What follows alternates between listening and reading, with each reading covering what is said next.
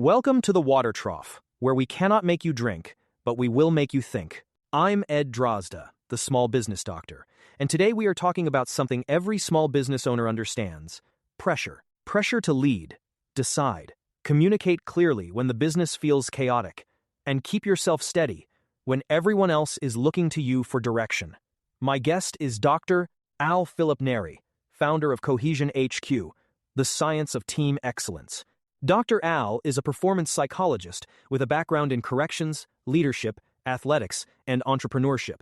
His work helps leaders and teams perform under pressure through emotional regulation, discipline, standards, self-awareness, and clear communication. So let's start with the big question. What is performance psychology? Performance psychology grew out of sports psychology, where the question is simple but powerful. How does an athlete perform at their highest level when the stakes are high? But performance does not stop at athletics. It applies to business, leadership, family, and life. The broader question is this: how do you perform as the best version of yourself when pressure, stress, uncertainty, or conflict show up? In business, performance psychology is not about sitting around talking endlessly about problems.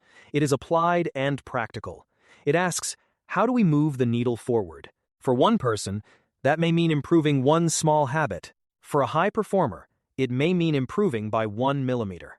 For someone else, it may mean building habits over months or years to close the gap between where they are and where they want to be. That matters because leadership growth is rarely one dramatic moment. It is repeated practice, standards, feedback, discipline, adjustment. You build capacity over time. You learn to make better decisions, communicate more clearly, and respond instead of react.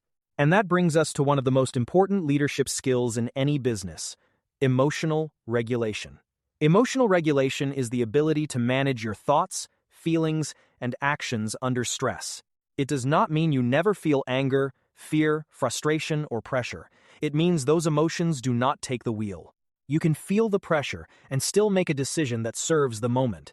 Think about a leader you admire, trust, and would follow. Chances are, you do not admire them because they explode without warning, are impossible to read, or make people walk on eggshells. The leaders we trust tend to be grounded, fair, clear, and consistent.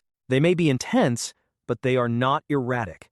That is why emotional regulation matters. If you cannot regulate yourself, it is difficult to create standards for others. Your team should not have to spend energy figuring out which version of you is walking into the room. They need to know where you stand, what the rules are, that expectations are consistent, and that they will be treated fairly. This does not mean regulation is easy. Some people are naturally calm. Others have a shorter fuse. Some grew up where fast reactions were rewarded. Some built careers in high-pressure spaces where intensity was part of the job. But leadership requires maturity. Sometimes regulation means stepping back for a day. Sometimes it means taking 5 minutes. In a high-stakes moment, it may mean taking 1 millisecond to stop yourself from making the situation worse. The higher the stakes, the faster a leader must regulate emotions and make an appropriate decision. This is where self-awareness comes in. You cannot regulate what you cannot recognize. Self-awareness is the leader's ability to look honestly at personal patterns. What sets me off? Where do I overreact? Where am I unclear? Where do I blame others before examining my own leadership? Where do I need to grow? Leaders are often quick to point out what everyone else needs to work on. But effective leadership starts with ownership. A self-aware leader can say, I am working on this. You are working on that. We are all growing. And if we each do our part, this is what the outcome can look like. That vulnerability is not weakness. It is credibility. It creates trust. It helps people believe in themselves and in the team. In psychology, self-efficacy is the belief that you can do what is required. Collective efficacy is the belief that the group can do what is required. In business, both matter. A leader's job is not only to believe in the mission, but to help the team believe they can execute it together. Why does this matter so much in business? Because business may not always be life and death, but emotionally, it can feel very real. A founder may have invested life savings. A small business owner may have mortgaged a home. A leadership team may face a negotiation that determines whether the company grows, survives, or stalls. The objective stakes may differ from an emergency environment, but the internal pressure can still be intense. The body and mind still experience urgency. Emotions rise. Fear of failure lands heavily. That is why performance under pressure matters. Dr. Al described working in corrections leadership, where high-stakes incidents could unfold in seconds. Everyone was watching. One incident could become a distraction for another. One failure in communication could create a domino effect. In that environment, leaders must think fast, pivot fast, and execute fast. Business leaders can learn from that principle. When pressure rises, speed matters. But speed without clarity is dangerous. Fast confusion is still confusion. Fast reaction without emotional regulation can create more damage than the original problem. This brings us to chaos. In small businesses and startups, chaos is common. There are too many things to do, too few people to do them, and everyone wears multiple hats. Even mature businesses experience chaos when roles, expectations, and communication break down. But chaos is not always caused by the number of moving parts. Some people manage many moving parts well. Chaos usually grows from a lack of clarity, expectations, role definition, framework, and communication. In other words, chaos is often a leadership signal. If nobody knows what the left hand is doing, how it affects the right hand, or which priority comes first, the environment becomes frantic. People may work hard, but effort is scattered. One person thinks one task is urgent. Another thinks something else matters more.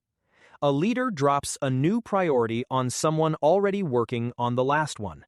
Frustration grows. Mistakes increase.